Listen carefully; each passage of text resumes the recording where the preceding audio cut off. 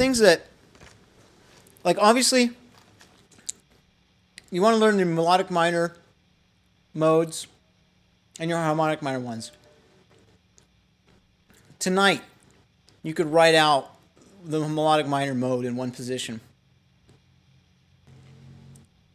You could even Google, you know, melodic minor modes, and you'll get a little chart. You can see it. You can just look at them.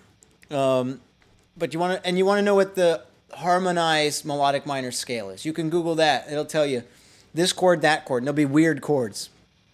Print it out.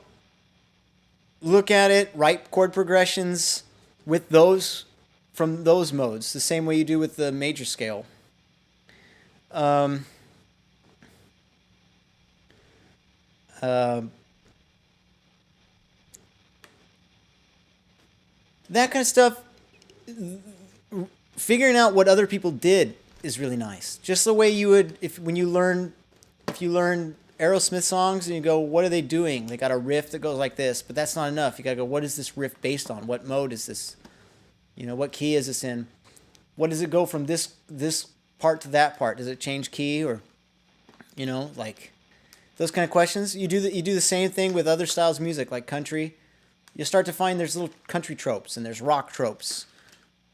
Obviously blues ones, like I don't know if tropes are the right word, sort of cliches. Just like and you see you could, if you want a little historical thing, you can see what are the cliches in the 20s, what were the cliches in the 30s, what's the trend, what's the cliches in the 40s, what's the difference between jazz in the 50s and jazz in the 60s, what made the difference, who made the difference, whose album came out that changed it, you know.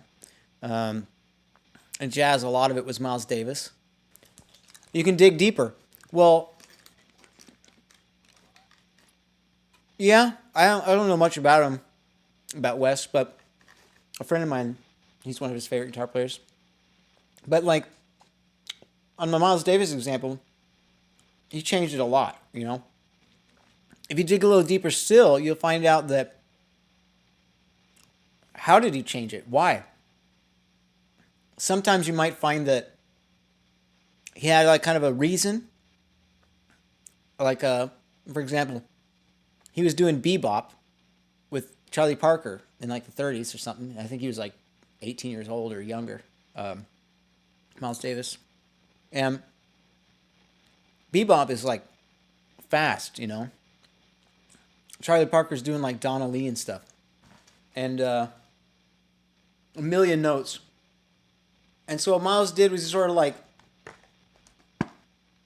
I think he kind of knew he couldn't keep up, you know, like with Dizzy Gillespie, for example, who's playing with him. Not only that, but what if he could keep up? And he's just doing what they're doing. You know? And instead what he decided to do was slow down. Longer tones, tones that people could hear, you know? Like Charlie Parker, insane and amazing. I love it. But with Miles Davis, you hear,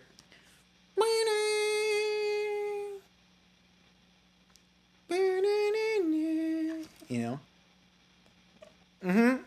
and you got that like Kind of Blue album. So it's partly like that, and then it's partly him hunting out the musicians that kind of fulfill his idea. Like, oh, I think it'd be cool to have music like this. Who could I find that's doing stuff kind of like that? So it wasn't all on him. For example, Blue and Green, which was the song I was just singing. Blue and Green, that's like a Bill Evans creation. Bill Evans was the pianist that he got. Others, you can figure this out from reading his biography, his autobiography. Miles Davis is like, well, I don't even care that he's white. I want him in the band. It was like, his rationale was like, he didn't like white people, but Bill Evans played so good, he would excuse the fact that he was white to get him in the band. And he would basically excuse whiteness under like two conditions. If somebody was good enough to where he had to have him in the band, because the music came before his irrational bias, yeah. I mean, and his bias, you know, because things weren't so hot in the 30s, you know. Like one time he got hit over the head by a white cop and, you know, probably racist thing, I don't know. Probably because he was outside a club. It might even been his gig, but he was just some black guy outside a club, and so the cop kind of came at him. Stories. I don't know. I don't know. Because also, on the other hand, the way Miles Davis was, he probably didn't say, "Oh, hey, I'm in the band." Not that necessarily he should have had to. You know what I'm saying? So it was bad. But then you fast forward into the 80s or whatever, and he's driving around in a white Ferrari. And he's got a guy in the passenger seat.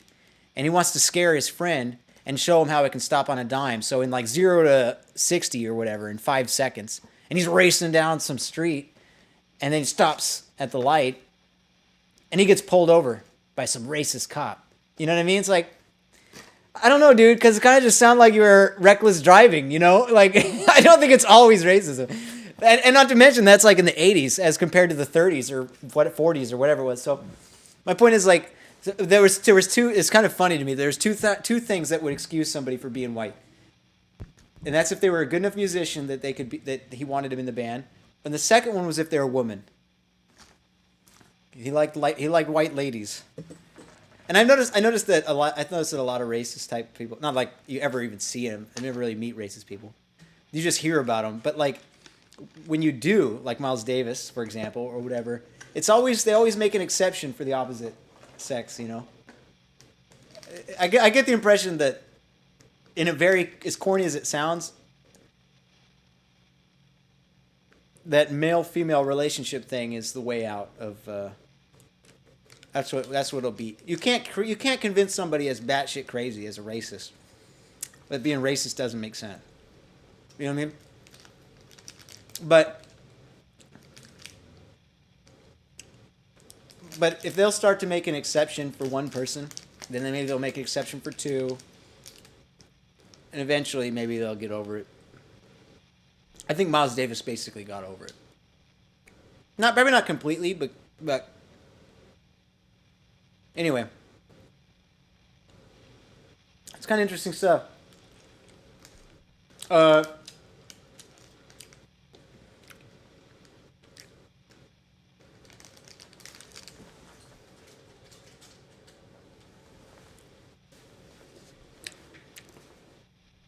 Mm-hmm.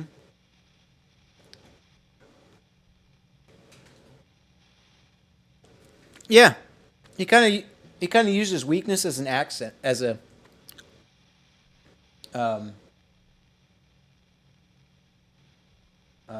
asset, and then like, and then kind of he had other strengths too, and so like his strengths would be like, in a way, kind of like working with people, not because he was so easy to work with, but because he would get the best people and then get the best out of the best people. That's what he's really famous for in the musical circles. You know, like in the coffee shop circles, he's big for doing some kind of easy listening stuff that you can sip your coffee to. But among musicians, a lot of people know like who was in his band. All of the most famous musicians alive today got famous for being in his band. And part of it was because he was such a big shot that they became a name if I play with him. But also, as part of him becoming a big shot, was because he had the best people in his band all the time. So it's worked both ways. It's like Chick Corea was in his band, Joe Zawinul was in his band, John Scofield was in his band, Mike Stern was in his band.